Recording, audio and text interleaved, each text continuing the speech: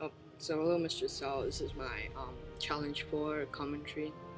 Yeah, commentary. So I did my article about natural selection and how it has a bigger part to play in gene evolution than people thought.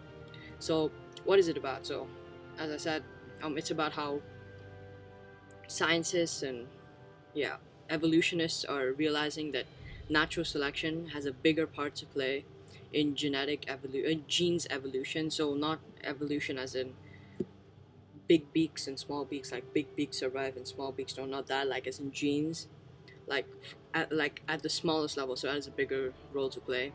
And yeah, here are my notes. So I think another thing it's about is how it's kind of an example of how we're learning more about science and everything as times pass on, because Darwin, he had a lot of obstacles. He had the obstacles of people who didn't believe that there was anything called evolution because they were really religious, and a lot of people didn't accept his things. But now that we know it and we know it's correct, we can, like, we have the power and the technology and the knowledge to expand our information about that.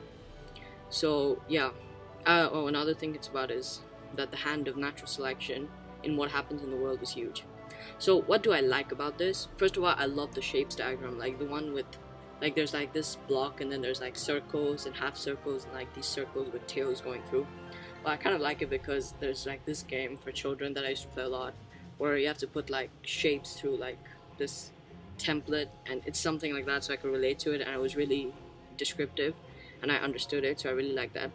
I also love their background information. Like they explain, like since we did our unit, we know what evolution is, who did it, and all that.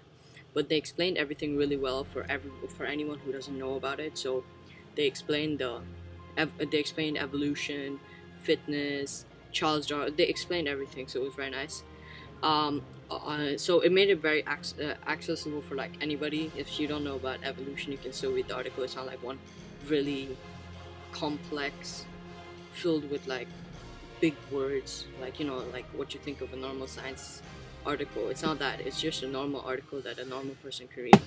Something I specifically liked was the explanation of a mutation to a programming device, like a programming, like code programming, because like I'm currently learning how to program from Sartak, and so it really makes sense to me, because a mutation will most probably end up in something bad and not good, the same way how a spelling error or a different tag in the beginning of a sentence will end up in something really weird in the um, yeah, in the final program. Okay, and dislike what I just didn't like the neutral mutation explanation. I don't know why. I didn't understand it. I didn't like it. Confusion, I have a huge confusion about the yellow upper part. I don't understand it, like, at all. And the hybrid sterility and inviolability part, I don't understand how that relates to this article. Yeah. So why do I think this is important to understand? Let me just get my notes out. All right.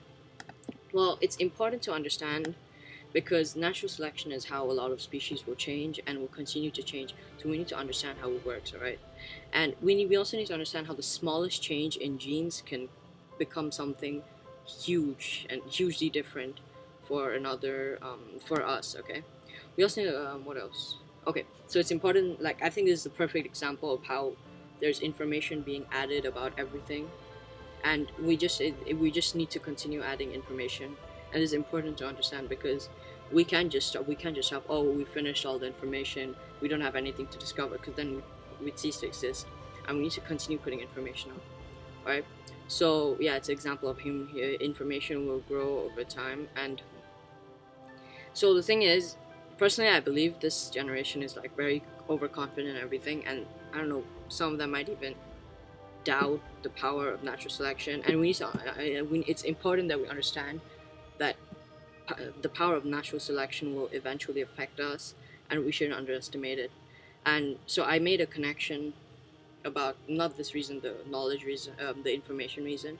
Long time ago, we did this discussion about if you should know if you have breast cancer or not. I think it was breast cancer.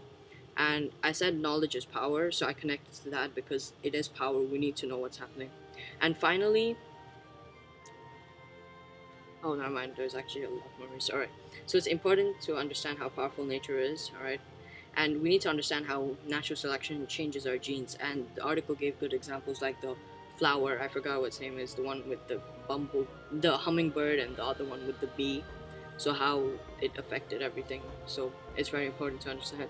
And finally, we need to really understand that natural selection does not only like it doesn't only break like it doesn't only evolve species. So like it doesn't only make, like for example, if an elephant grows another trunk, it's not only that, it can change the species, and we need to understand that it's powerful. And that's one of the most important things we need to understand from it. And yeah, that's about it. So thank you for listening live from the library.